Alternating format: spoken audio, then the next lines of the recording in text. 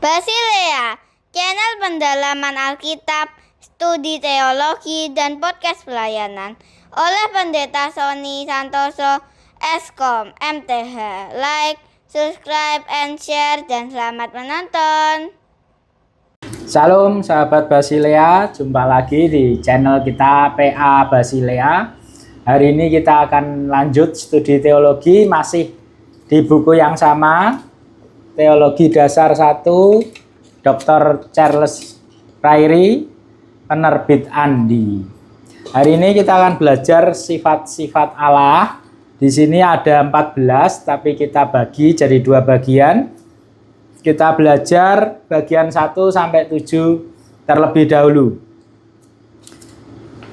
Sifat-sifat Allah bagian pertama yaitu kekekalan. Jadi Allah mempunyai sifat kekal, saudara. Artinya sifat kekekalan berarti bahwa Allah selalu ada dan tak pernah berakhir.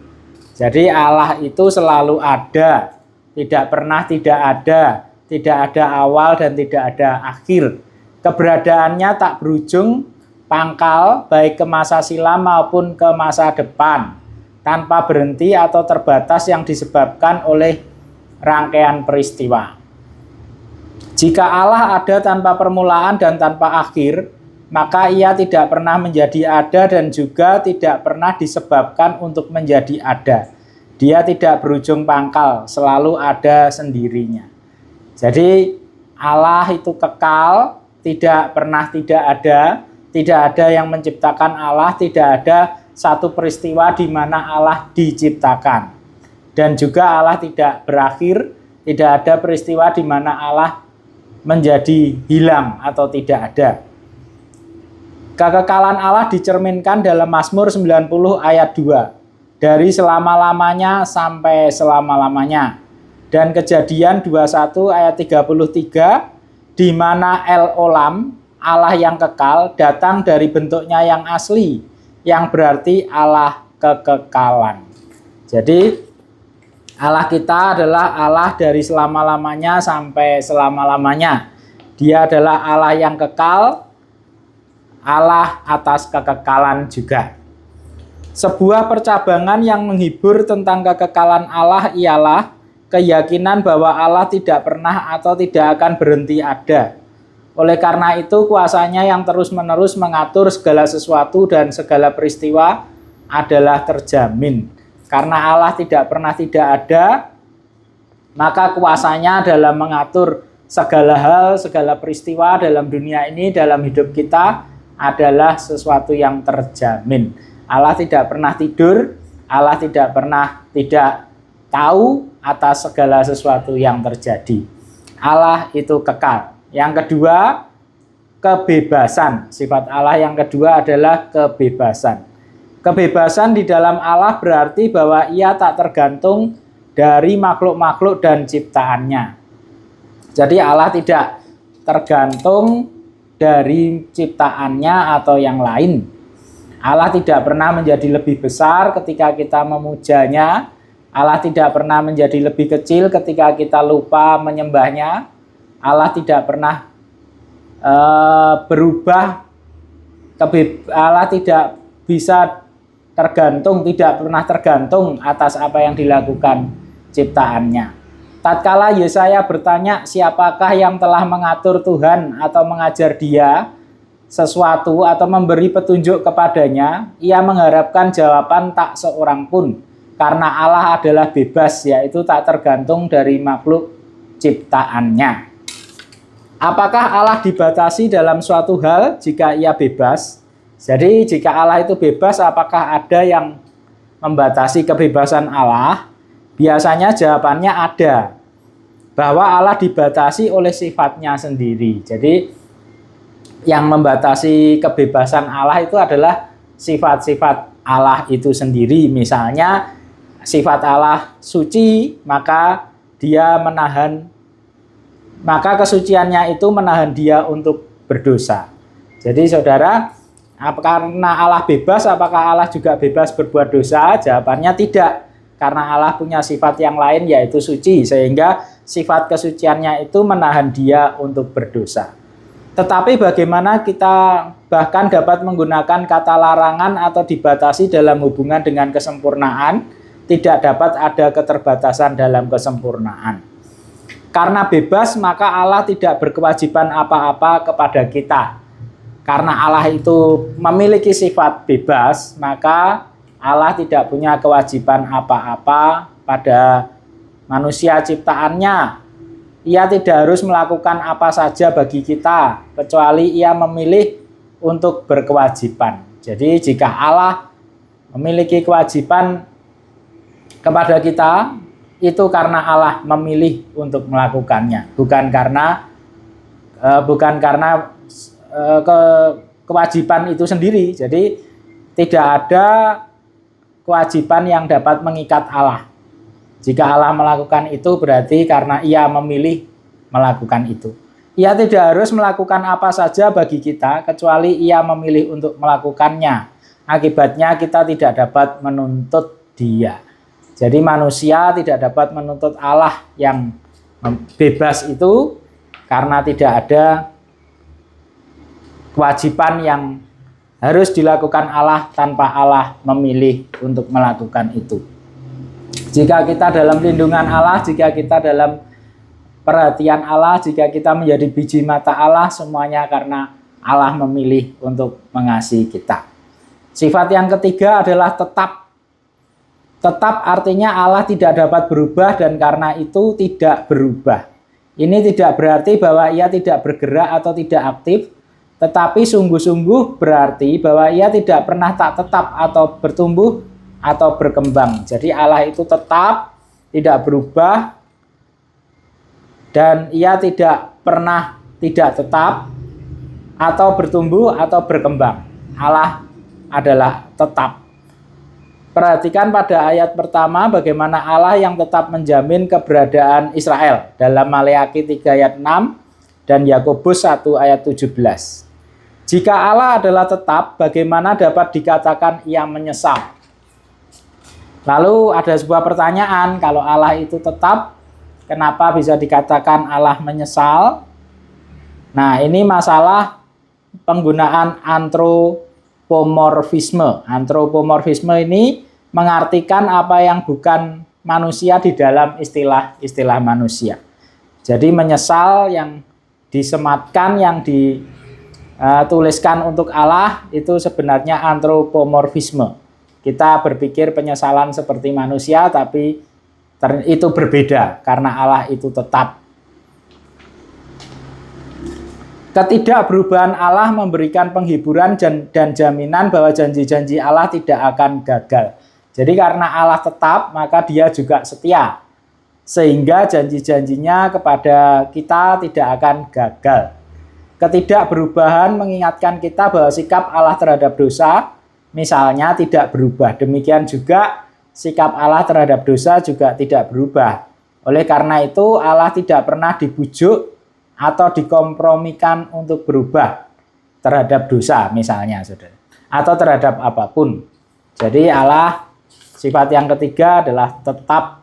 Kita tidak dapat membujuk Allah, kita tidak dapat mengkompromikan apa yang Allah sudah perintahkan, saudara, karena Allah itu tetap.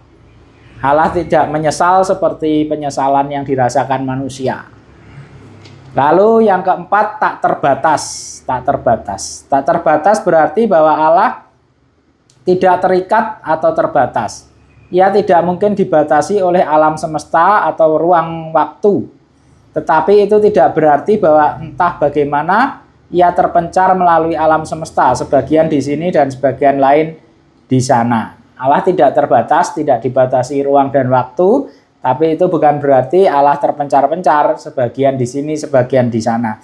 Tapi ini bisa diibaratkan bahwa seluruh dunia ini dan seluruh alam semesta ini ada dalam pengetahuan Allah. Jadi Allah Maha Tahu, Allah tidak dibatasi ruang dan waktu.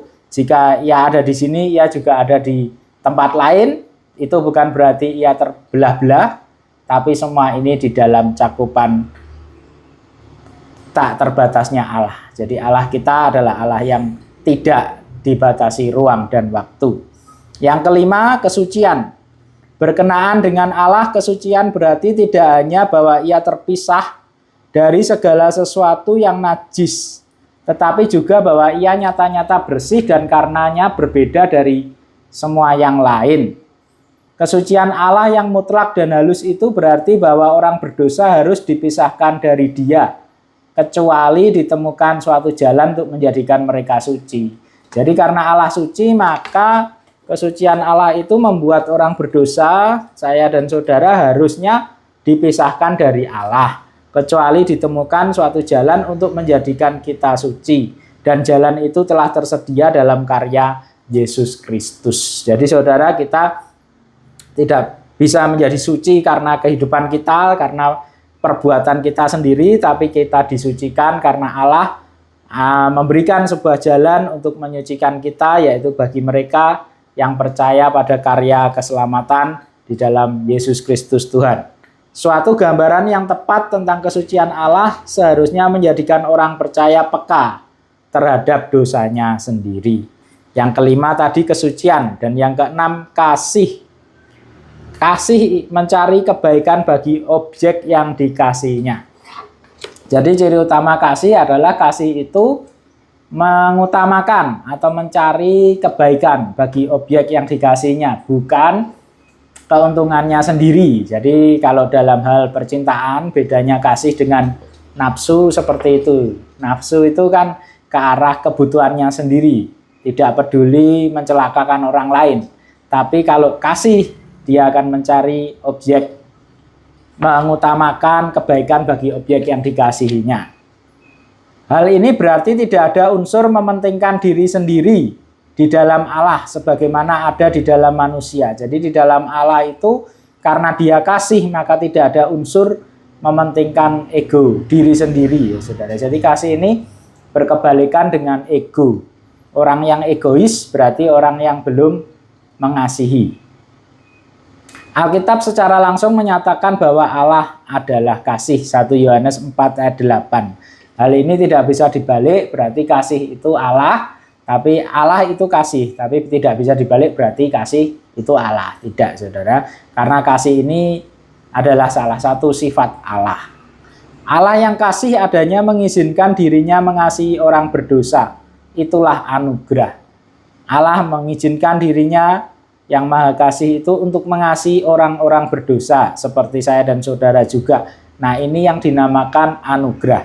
Efesus 2, 4-8. Kasih Allah itu telah dicurahkan ke dalam hati orang percaya.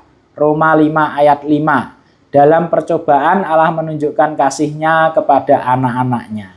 Ibrani 12 ayat 6. Anugerah adalah kebaikan Allah yang tidak pantas kita terima, yang dinyatakan kepada manusia terutama di dalam pribadi dan karya Yesus Kristus. Jadi anugerah Allah itu artinya kebaikan Allah yang semestinya saya dan saudara ini tidak pantas menerima itu, tetapi karena Allah itu Maha Kasih, Dia mau menyatakan itu kepada saya dan saudara di dalam karya Yesus Kristus. Ajaran palsu dari universalisme tumbuh dari konsep yang tak seimbang tentang sifat-sifat Allah. Bidat ini mengajarkan karena Allah adalah kasih, maka ia pada akhirnya akan menyelamatkan semua orang. Nah, jadi ada ajaran yang disebut universalisme, bahwa karena Allah itu adalah kasih, maka Allah akan menyelamatkan semua orang. Tetapi kesempurnaan kasih Allah tidak bekerja terpisah dari kesempurnaan atau sifatnya yang lain, termasuk kesucian dan keadilan. Nah, Allah yang Maha Suci dan Maha Adil itu tidak bisa bersatu dengan orang berdosa, dan dosa haruslah memiliki hukuman. Karena itu Allah mengutus anaknya yang tunggal, Yesus Kristus, turun ke dunia untuk menyucikan kita. Dan Dia sebagai ganti kita dihukum atas dosa-dosa kita. Nah, saudara, jadi oleh karena alasan itu, maka universalisme bertentangan dengan apa yang dikatakan Alkitab. Dalam Markus 9, 45-48. Dan yang ketujuh, sifat Allah ketujuh adalah Maha Kuasa. Maha Kuasa berarti Allah kuat dalam segala-galanya dan sanggup melakukan apa saja sesuai dengan sifatnya sendiri. Jadi Allah Maha Kuasa, dia kuat, sanggup melakukan apapun, tetapi juga yang sesuai dengan sifatnya sendiri, karena Allah tidak bisa melakukan yang tidak sesuai dengan sifatnya, tidak mau melakukan itu. Dan misalnya yang tadi itu ya, saudara, kata Maha Kuasa yang hanya dipakai untuk Allah di dalam Alkitab tercatat 5-6 kali. Dan kata ini merupakan dasar bagi konsep kemahakuasaan Allah. Allah menyatakan dirinya sebagai yang Maha Kuasa kepada Abraham, kepada Musa, kepada orang-orang percaya, dan kepada Yohanes beberapa kali. Jadi di dalam Alkitab pun tercatat ada 56 kali kata Maha Kuasa yang dipakai untuk Allah. Pertanyaan, apakah kemahakuasaan memiliki keterbatasan? Apakah kemahakuasaan Allah itu punya keterbatasan? Jawabannya ialah iya, di dalam dua bidang. Pembatasan yang wajar dan pembatasan yang dikenakan sendiri. Ada pembatasan yang wajar, maksudnya adalah hal-hal yang tidak dapat dilakukan Allah karena hal-hal itu bertentangan dengan sifatnya. Misalnya, ia tidak dapat berdusta, ia tidak dapat dicobai untuk berdosa, ia tidak dapat menyangkal dirinya sendiri. Pembatasan yang dikenakan sendiri maksudnya hal-hal yang tidak dipilih Allah untuk dimasukkan ke dalam rencananya, yang mungkin telah dipilihnya sepanjang hal-hal itu tidak bertentangan dengan sifatnya. Ia tidak memilih untuk tidak mengorbankan anaknya, ia tidak memilih untuk menyelamatkan semua orang. Nah, ini keterbatasan yang dikenakan Allah sendiri, saudara. Jadi kita tidak bisa menuntut Allah karena Allah itu bebas di sifat yang lain, ya, saudara. Dan dia juga Maha Kuasa. Ia tidak memilih semua bangsa pada zaman Perjanjian Lama. Ia tidak memilih Esau. Ia tidak memilih untuk menghindarkan Yakobus dalam Kisah Para Rasul 12 ayat 2. Pertanyaan-pertanyaan seperti, dapatkah Allah membuat 2 tambah 2 menjadi 6? Tidak berarti ada kekurangan dalam kemahakuasaan Allah. Pertanyaan itu adalah masalah ilmu hitung, bukan kekuatan. Orang sama saja bertanya apakah ledakan nuklir dapat membuat 2 tambah 2 menjadi 6? Yang lebih penting, Allah tidak dapat mengubah yang salah menjadi betul. Pada zaman dulu kuasa Allah tampak dalam penciptaan, dalam menopang segala sesuatu, dan waktu membebaskan Israel dari Mesir. Tetapi pertunjukan terbesar dari kuasanya adalah kebangkitan Kristus dari antara orang mati. Bagi orang percaya, kuasa Allah berhubungan dengan Injil, dengan keselamatannya, dengan pengharapannya akan kebangkitan tubuh, dan dengan kehidupan sehari-hari. Nah, kita sudah belajar separuh dari sifat-sifat Allah, yaitu kekekalan, kebebasan, tetap, tak terbatas, suci, kasih, dan maha kuasa. Sampai jumpa di bagian kedua. Tuhan Yesus memberkati.